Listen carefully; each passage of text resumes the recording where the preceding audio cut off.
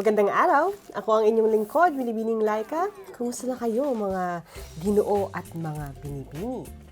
Tara na't samahan ninyo ulit kami sa isang masayang araw ng kaalaman dito lang sa Knowledge on the Go Trivia Challenge. Now, ngayong buwan ng Agosto ay pinagdiriwang natin ang buwan ng wika na may temang Filipino at mga katutubong wika ng kapayapaan, seguridad at inklusibong katarungang panlipunan. Kaya bilang pagbibigay halaga, pugay at respeto sa ating wika ay inihanda namin ang aralin ngayong araw na may kinalaman sa ating wika, ang lengguwahe at literatura ng mga Pilipino. Ako'y lubos na nagagalak at kayo ay kasama ko ngayong araw sa aralin na ito. Kaya huwag na nating patagalin pa at magsisimula na tayo. Gaano ka nga ba kadalubhasa sa larangan ng lengguwahe at literatura ng Pilipinas? Handa na ba kayo? Simulan na natin ito. Mga Ginoo at Binibini, mayroon lamang kayong 20 segundo upang sumagot. At ang unang tanong natin ay ito. Saang bansa na ilathala ang nobelang El Filibusterismo? A. Germany, B. Belgium, C. Spain, at D. Philippines. Magsisimula na tayo ng inyong 20 segundo at simulan natin yan ngayon. Ayan, tumatakbo na ang ating orasan. Mayroon lamang kayong 20 segundo para isulat ang inyong sagot. Ayan. Samahan ninyo ako sa isang kapanapanabik at medyo may kaunting hirap din na purong Filipinong gagawin. Ayan, tapos na ang ating oras. Ang tamang sagot ay ang letrang B, Belgium. Now, sa bansang Belgium na ilathala ang nobela ng ating pambansang bayani na si Dr. Jose Rizal. Ito ay ang El Filibusterismo. Okay? Ang nobelang ito ay isinulat ni Dr. Jose Rizal at inialay niya sa 3 pari na sina Mariano Gomez, Jose Burgos, at Jacinto Zamora, na mas kilala bilang Gomburza. Now, sino sa inyo ang nabasa na ang nobelang ito? Maaari bang malaman ang inyong mga opinyon o naaalala tungkol sa El Filibusterismo? Sulat nyo lamang sa ating comment section. Diretso na tayo sa ikalawang tanong. Sa literatura, ano ang maalamat na ibon na nakapagpapagaling? Ito ba ay letrang A, Ibong Adarna, B, Maya, C, Kalapati, o D, Agila? Ang inyong 20 segundo nagsisimula ngayon. Ayan, tumatakbo ang ating oras. Isulat ang inyong sagot. Ang tanong natin ay, anong maalamat na ibon ang may kapangyarihan na magpagaling ng may sakit? Sikat-sikat ang ibon na ito. Ito ay ang... Ayan, tapos na ang oras. Ang tamang sagot ay letrang A, Ibong Adarna. Ayon sa nobela, ang nakarinig ng huni ng ibong Adarna ay nakakatulog, habang nagiging bato naman ang matamaan o malagyan ng dumi nito. At maliban sa Adarna, ilan pang halimbawa naman ng ating mga maalamat na ibon ay ang sari-manok na sinasabing nanggaling o nagmula sa mga Maranao. At ang pangalan naman nito ay pinagsamang sari o damit, at ito ay may iba't ibang kulay. Okay? At yung salitang manok na sumisimbolo naman ng kasaganahan. Kaya, sari, damit na maraming iba-ibang kulay, manok, kasaganahan. Yan. Sino ang nakatukuha ng tamang sagot? Diretso na tayo sa ating ikatlong tanong. Ang ating tanong ay ito, saan ipinanganak si Francisco Balagtas? A, Bataan, B, Bulacan, C, Batangas, o D, Batanes? Nagsisimula na inyong 20 segundo ngayon. Ayan, tumatakbo ang ating oras. Ang lahat ng mga lugar na ito ay nagsisimula sa letrang Ba na siya rin unang letra sa apelyido ni Francisco Balagtas. Pero saang ba ba siya nagmula? Tapos na ang oras, ang ating tamang sagot ay letrang B, Bulacan. Nasa tema rin ng letrang ba, kilala na rin natin si Francisco Balagtas bilang prinsipe ng Makatang, Tagalog.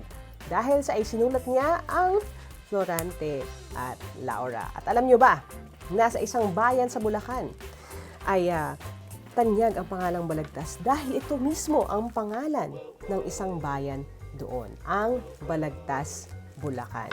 Ipinangalan ito bilang pagbibigay pugay kay Francisco Balagtas. At kalaunan, ang Balagtas, Bulacan ay tinawag na ring bayan ng mga Makata.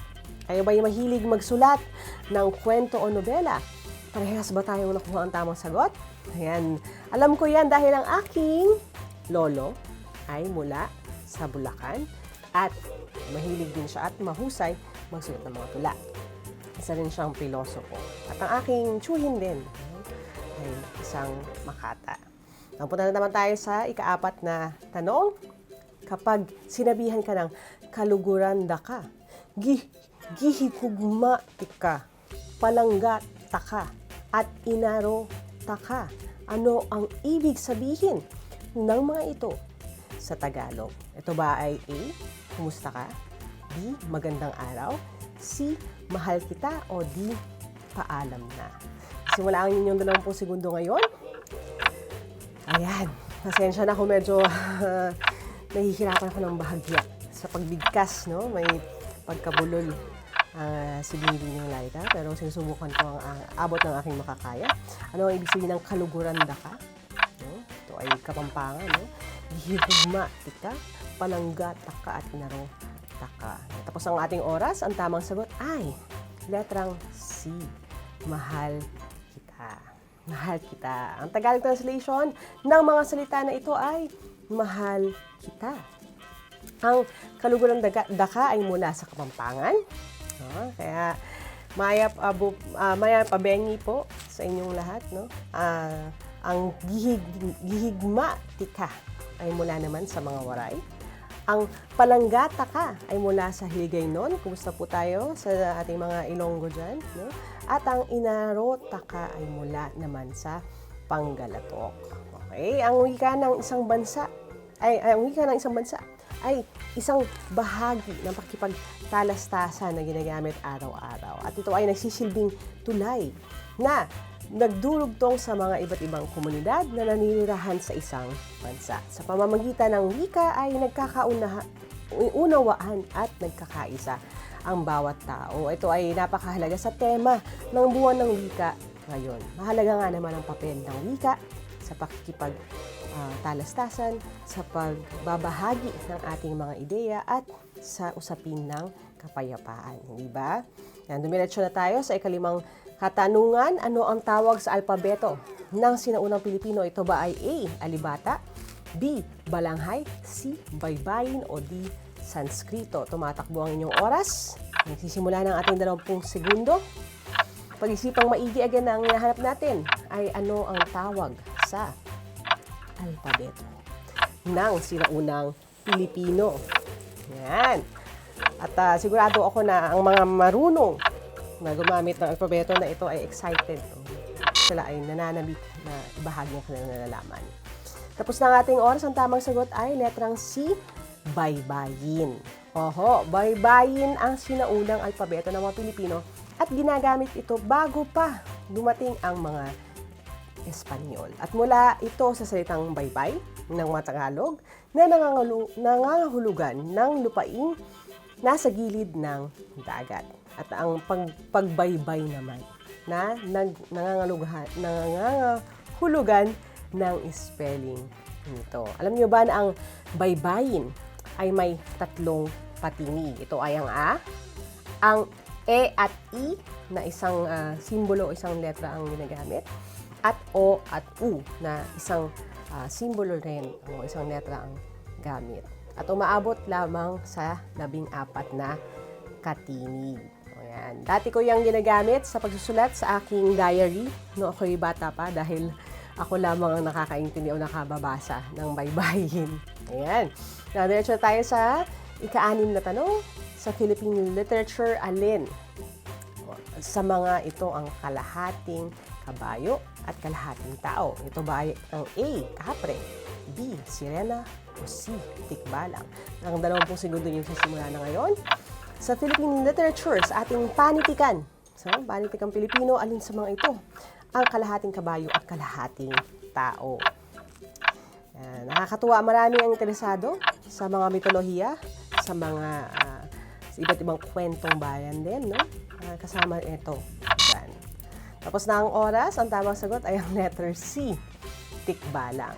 Ngayon, ilan lamang ang tikbalang, sirena at kapre sa mga nilalang mula sa Philippine literature na nagpapatunay na mayaman ang ating literatura. Ang imahinasyon din ng ating mga ninuno, no? Ang tikbalang ay kalahating kabayo at kalahating tao. Naiiba to sa centaur na yung kilala naman sa Greek mythology o sa ibang mga mythologies around the world. Dahil ang tikbalang, kadalasan yung nakikita natin na ang pangtaas na bahagi niya ang kabayo habang ang pababa naman ang tao.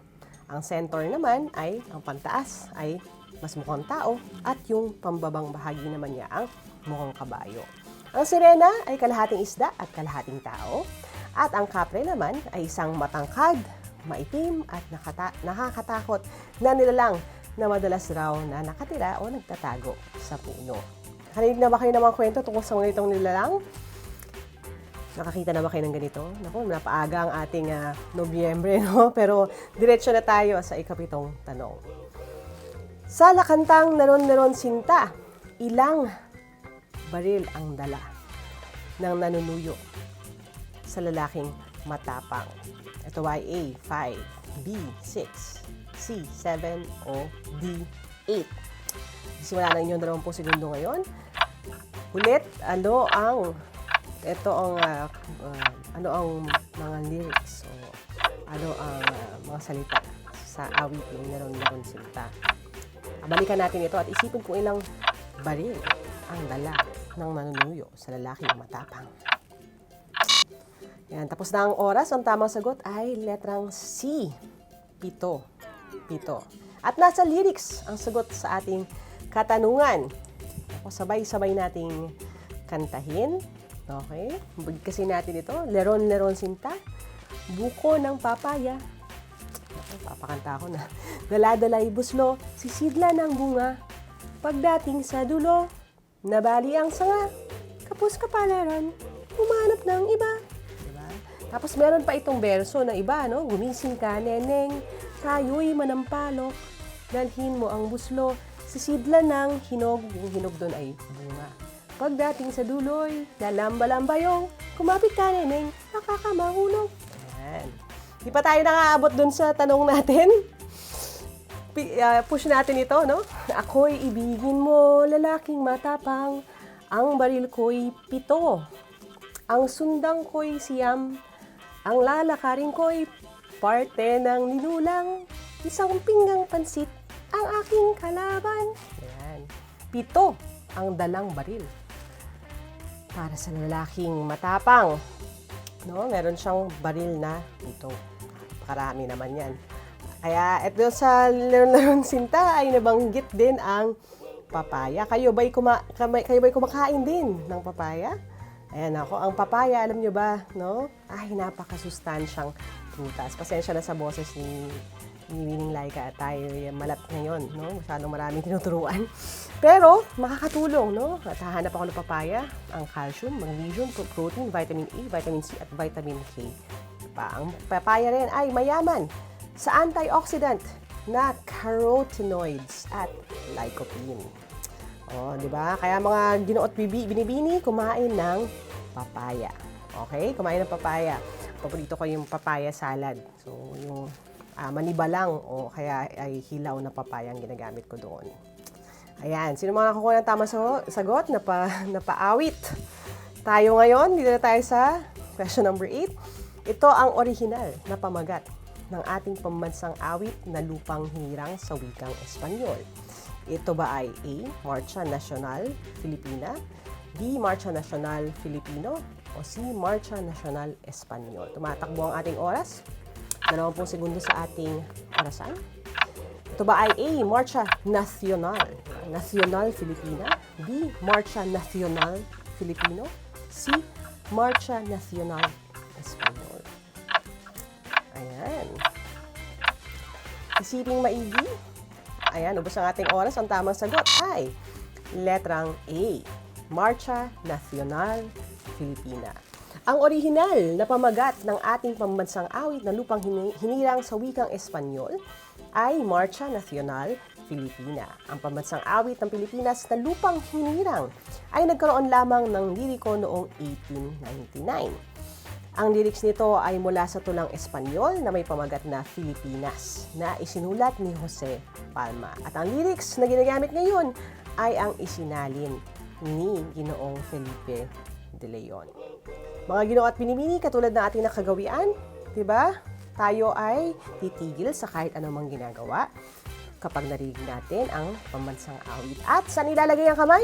Anong gagawin sa kamay? Ito ay, di ba, ang ating kanang kamay ay ilalagay sa ating kaliwang dibdib. Ayan, yan ang ibig sabihin at kailangan gawin kapag kinakanta natin ang ating pambansang awit, ang lupang hinirang. Hindi po bayang magiliw, di ba? At maganda ring alalahanin. Yun, doon na tayo sa question number 9. Ano ang pen name ng Pilipinong manunulat na si Severino Reyes? Ito ba ay A, Lola Basyang, B, Dimas Salang, C, Huseng Sisiw, o D, Sisa? Nagsisimula na inyong oras. Tumatakbo ang ating orasan. Meron kayong 20 segundo. Ayan. Sino si Severino Reyes? Ano ang kanyang pen name? Okay. Ano ang kanyang ginamit na ngalan? Imbis na ang kanyang totoo o ang binigay niyang pangalan. Okay. Tapos na ang ating oras. Ang tamang sagot ay letrang A, Lola Basyang. Oho, no? Si Severino Reyes ay ang unang editor ng Liwayway kung saan nagsimula ang kanyang series na mga kwento ni Lola Basyang. Ang ilan sa mga paborito kong kwento ay ang Alamat ng Lamok, ang Palasyo ng mga Duwende, at ang Prinsipe ng mga Ibon. Yan, mahilig din ba kayo magbasa? Di ba? Maganda kung kahit habang bata pa lang tayo ay ugaliin na natin ang magbasa dahil bukod sa nahahasa ang ating kakayahang magsalita, mas lalawak pa ang ating imahinasyon. Ang saya-saya kang kaya na makapunta sa iba't ibang lugar, iba't ibang mga kaharian, at makakilala ng iba't iba rin na mga tauhan sa mga kwento gamit lamang ang pagbabasa. Yan, marami tayong mga libro na nailathala noon at marami rin hanggang ngayon na napakahuhusay na mga manunulat sa panitikang Pilipino at ng mga libro na para sa mga bata nating classmates dyan. Kaya, yan, malapit na rin ang magpasko sa mga ninong, ninang, ate, kuya dyan. Pag-isipan natin na kung magregalo tayo ngayong Pasko, bakit naman hindi libro? Hindi ba? Ang paborito kong libro, marami. Pero, isa sa mga paborito kong libro. Ayan, so mga classmates, ito ay ang The Missing Blanket, sinulat ng isa sa aking mga kaibigan, si Chino Marlo Sayuno. Yan, isa siyang profesor at magaling na manunulat ng mga librong pambata. So, hi, Sir Chino, kung mapapanood mo man ito. Ayan, number 10, ang ating huling tanong. Bilang 10, sino ang tinaguriang ama ng wikang pambansa ng Pilipinas? Ito ba ay C. A. Apolinario Mabini, B. Jose Rizal, C. Manuel Quezon, o D. Elpidio Quirino? Magsisimula na tayo. Ito ang inyong 20 segundo ay tumatakbo na. Isiping maigi, sino ang tinaguriang ama ng wikang pambansa ng Pilipinas? Ito ba ay C. A. Apolinario Mabini, B. Jose Rizal, C. Manuel Quezon, o D. Elpidio Quirino? Yan, tapos na ang oras. Ang tamang sagot ay letrang C. Manuel Quezon. Si Manuel Luis Quezon E. Molina o Manuel Quezon ay tinagurian at kinikilalang ama ng wikang pambansa ng Pilipinas. Siya ay pinanganak noong ika-19 ng Agosto. Diba? Saktong-sakto sa panahon ngayon, taong 1878 sa Quezon. Siya rin ay naihalal bilang Pangulo ng Pilipinas noong 1935. At sa kasulukuyang panahon ang kanyang imahe ay makikita natin sa 20 piso. Sa ilalim naman ng kanyang pamumuno na itatag ang SWP o ang Surian ng Wikang Pambansa na siyang namahala sa pagpili ng isang katutubong wika na magsisilbing batayan ng pambansang wika ng Pilipinas. Napaka malapit sa akin dahil ako ay pinanganak, lumaki sa Quezon City. Pinangalan din sa kanya. Ayan, so sino sa inyo nakakuha ng tamang sagot sa ating mga katanungan ngayong hapon? Maraming salamat sa inyong lahat. Maraming salamat sa pagsama sa amin. Sobra akong natutuwa, lalo na sa paglalakbay natin patungkol sa mundo ng literatura. Diba? Marami tayong napasyalan, diba? Na iba't ibang mga mundo na inilikha o kinatha ng ating mga kapwa Pilipino. Huwag niyong ikahihiya at ipagsasawalang bahala ang ating wika. Napakahalaga nito. Ipagmalaki rin natin ito. No? Kahit na kung kagaya ko ay nahihirapan din kayo dahil medyo nabubulol tayo, tayo'y mag-ensayo para lalo tayong humusay. Kagaya nga ng ating kasawihan, ang hindi magmahal sa sariling wika ay higit pa sa malansang isda. Kaya sana ay marami kayong natutuhan. Kung may mga gusto kayong pag-aralan at gusto nyong gawin na ating topic sa ating mga susunod na Trivia Challenge, magpadala lamang kayo ng mensahe sa ating Knowledge Channel Facebook account at huwag niyo din kakalimutan na ibahagi ang pag-aaral na ito para mas marami pa ang matuto. At muli, ito ang inyong lingkod, Binibining Malaika, at lagi ninyong tatandaan, learning never stops. Hindi natatapos ang pagkakatuto, kaya let us never stop learning. Kaya huwag tayong hihinto matuto. Hanggang sa susunod nating pagkikita at pag-uusap dito sa paborito ninyong Knowledge on the Go Trivia Challenge. Paalam!